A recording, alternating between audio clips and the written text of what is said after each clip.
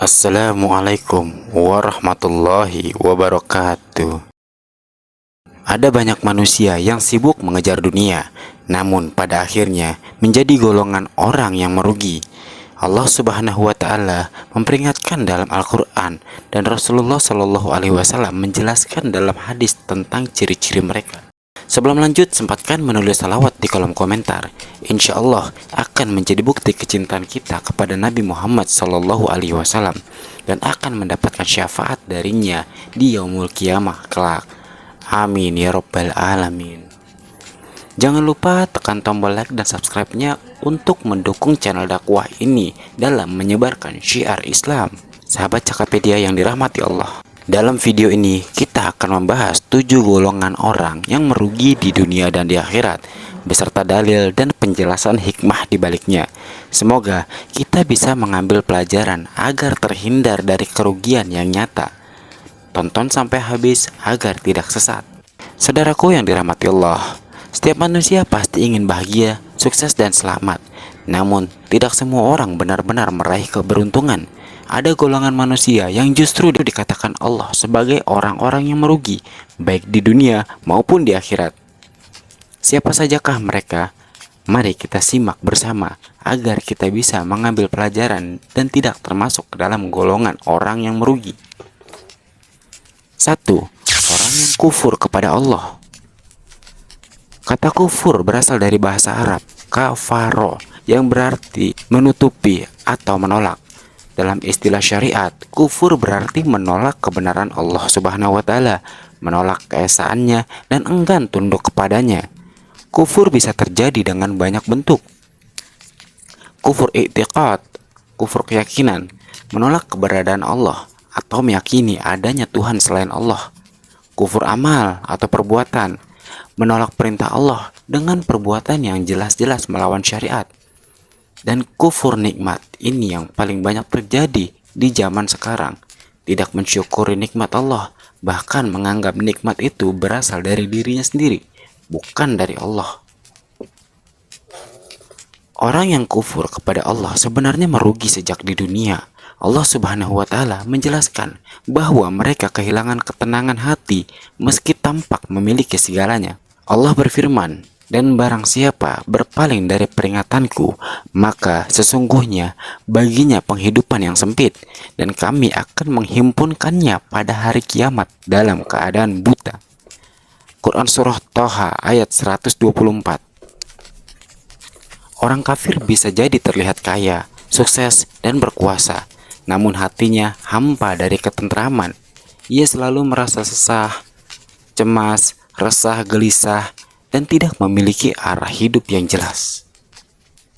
Di akhirat, kerugian orang kafir jauh lebih besar, sebab amal yang mereka lakukan di dunia tidak ada nilainya sama sekali. Perumpamaan orang-orang yang kafir kepada Rob mereka adalah seperti abu yang ditiup angin dengan keras pada hari yang berangin kencang. Mereka tidak mampu mengambil manfaat sedikit pun dari apa yang mereka usahakan di dunia. Itulah kesesatan yang jauh.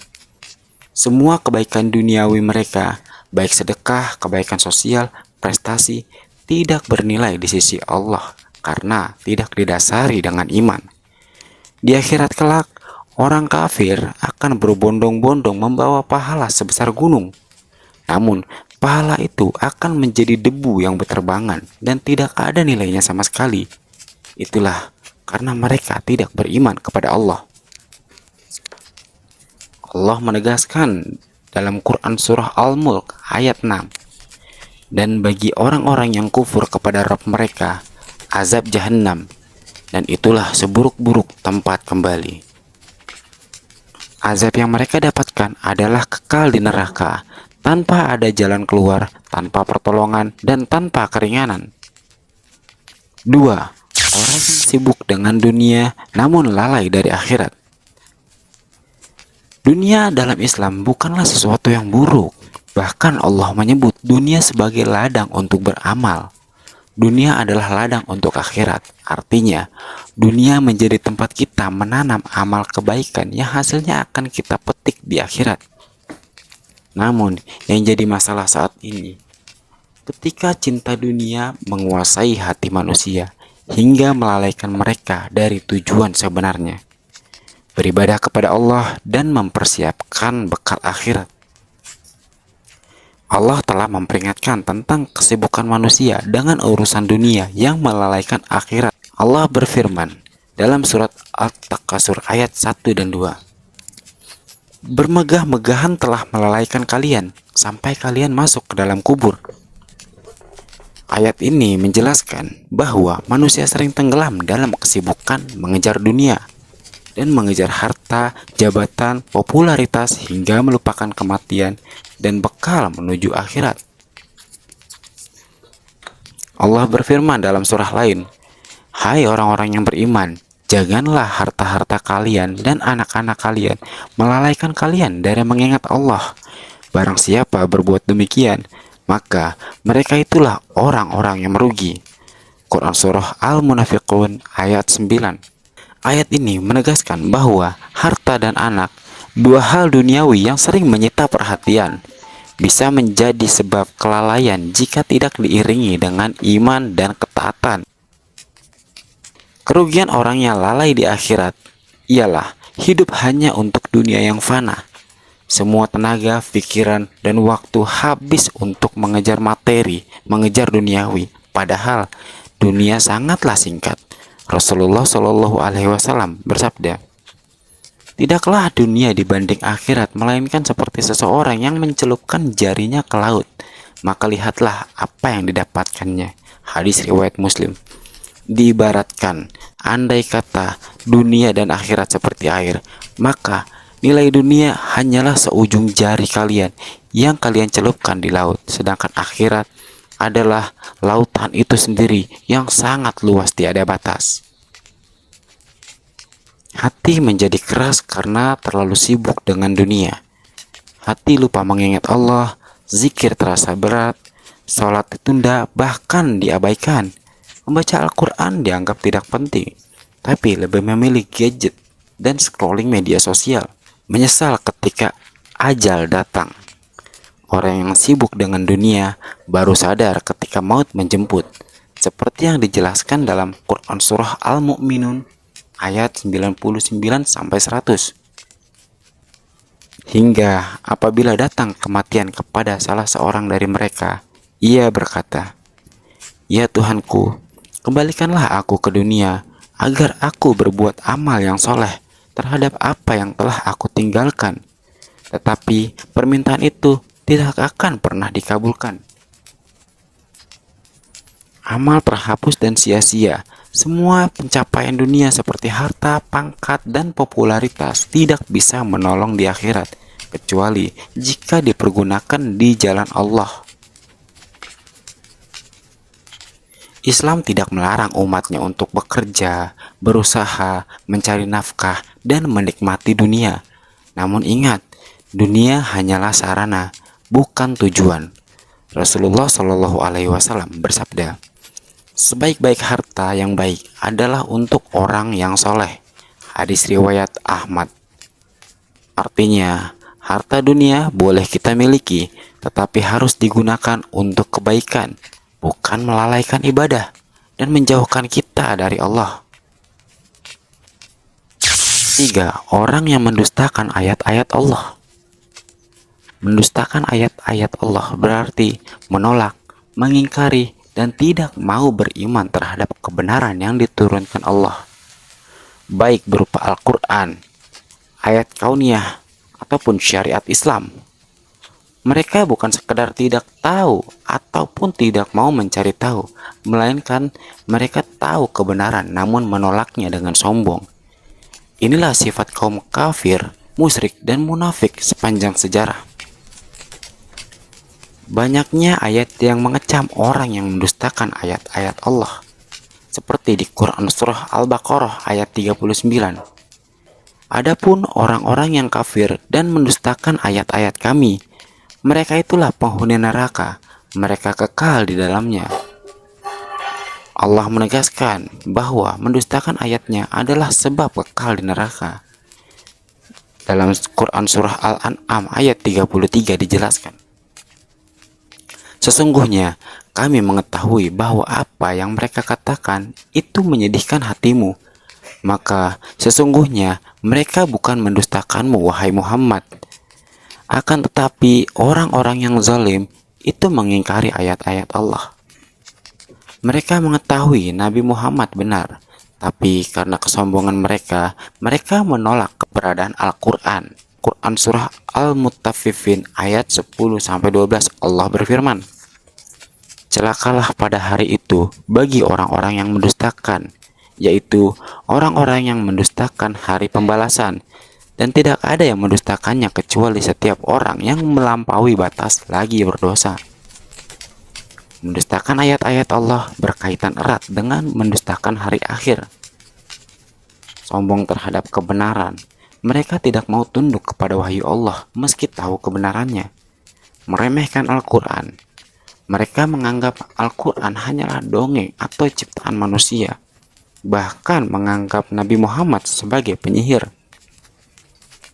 Menolak hukum Allah, mereka tidak mau berhukum dengan syariat Allah, lebih memilih hawa nafsu atau aturan buatan manusia. Mengolok-olok agama, mereka menjadikan ayat Allah sebagai bahan ejekan dan tidak beriman pada hari akhir. Karena menolak adanya hari pembalasan, mereka berani berbuat dosa baik secara diam-diam maupun terang-terangan. Orang-orang seperti inilah hatinya akan tertutup. Allah menyebut mereka memiliki hati yang keras dan mata hati yang buta. Dihina baik di dunia maupun di akhirat. Tidak mendapatkan syafaat baik dari Al-Quran, syafaat Nabi, ataupun orang-orang muslim lainnya. Orang yang beribadah tapi ria. Ria adalah salah satu penyakit hati yang membuat seseorang beramal bukan untuk meraih ridha Allah, tetapi demi popularitas, pujian, dan pengakuan manusia.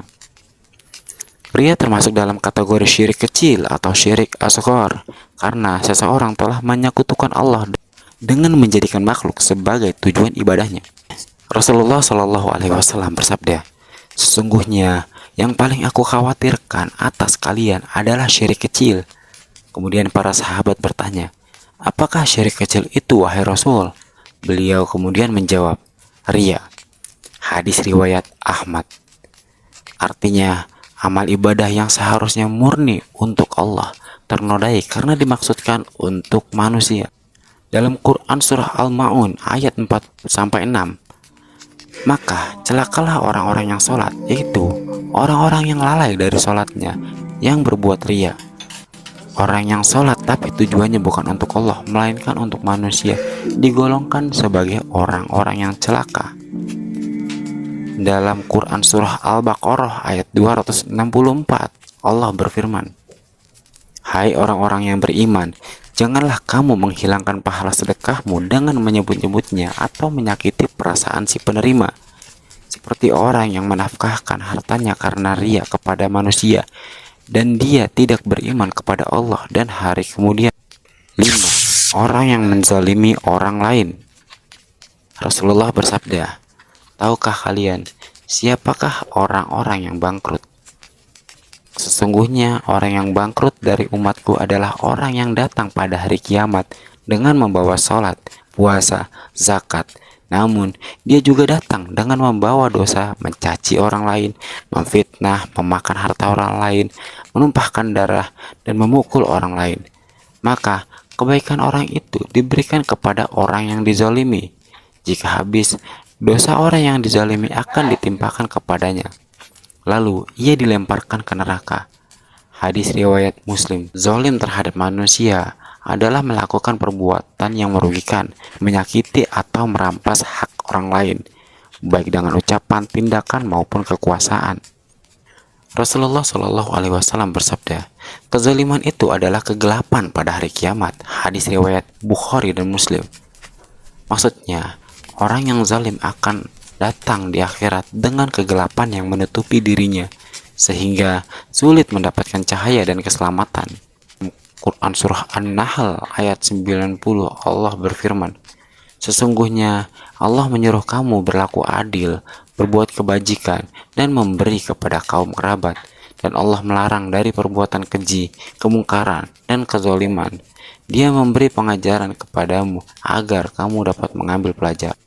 Rasulullah Shallallahu Alaihi Wasallam meriwayatkan firman Allah, "Wahai hamba-hambaku, sesungguhnya aku telah mengharamkan kezaliman atas diriku, dan aku jadikan ia haram di antara kalian.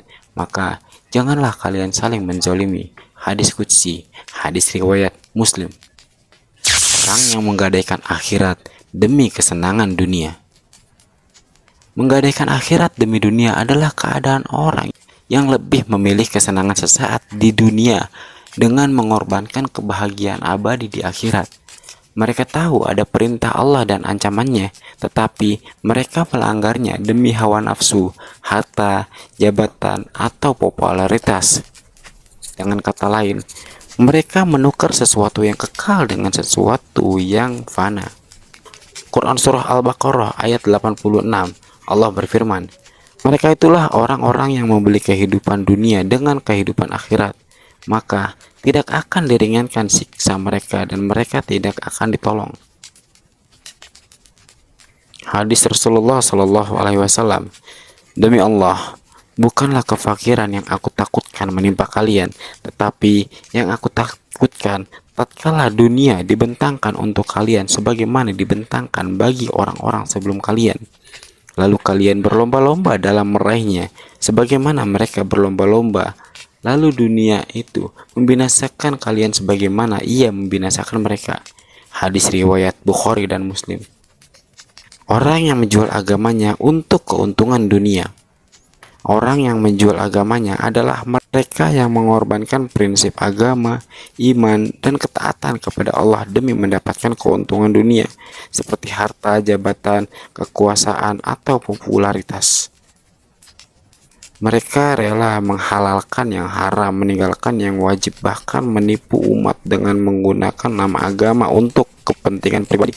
Perilaku orang seperti ini biasanya dikenal dengan ciri-ciri mengubah atau menyembunyikan kebenaran agama demi kepentingan pribadi. Mereka mengetahui kebenaran, tetapi diputarbalikkan untuk meraih keuntungan. Mencari keuntungan materi dengan memanfaatkan agama. Misalnya, menjual fatwa palsu atau memanipulasi syariat untuk menguntungkan diri sendiri. Mengutamakan dunia dibanding ridho Allah. Mengutamakan dunia dibanding ridho Allah. Jika ada pilihan antara taat kepada Allah atau keuntungan dunia, orang ini justru lebih memilih keuntungan dunia. Membela kebatilan meski tahu itu salah. Allah memperingatkan orang yang menjual agamanya dalam Quran Surah Al-Baqarah ayat 174. Sesungguhnya orang-orang yang menyembunyikan apa yang telah diturunkan Allah, yaitu Alkitab, dan menjualnya dengan harga yang sedikit, mereka itu sebenarnya tidak memakan ke dalam perutnya melainkan api neraka. Dampak dari menjual agama ialah hilangnya keberkahan hidup meskipun hartanya melimpah. Hidup penuh dengan kehinaan karena menjual prinsip yang suci. Azab berat di akhirat karena Allah menutup jalan surga bagi mereka yang menukar iman dengan dunia. Sahabat Cakapedia yang dirahmati Allah, dunia hanya sementara, sementara agama adalah jalan menuju kehidupan abadi. Menjual agama demi dunia ibarat menukar mutiara dengan kerikil. Lebih baik kehilangan dunia daripada kehilangan iman. Menjual agama untuk kepentingan dunia adalah salah satu bentuk kerugian terbesar. Di zaman Nabi Shallallahu Alaihi Wasallam, hal ini sudah terjadi, dan di zaman sekarang pun masih ada. Seorang mukmin sejati harus waspada agar tidak terjerumus dalam tipu daya dunia yang fana. Sahabat Cakapedia yang dirahmati Allah, sebarluaskan video ini jika bermanfaat. Insya Allah akan menjadi ladang pahala jariah untuk kita semua. Semoga kita semua bisa bertemu di dalam surganya Allah. Amin ya rabbal alamin. Assalamualaikum warahmatullahi wabarakatuh.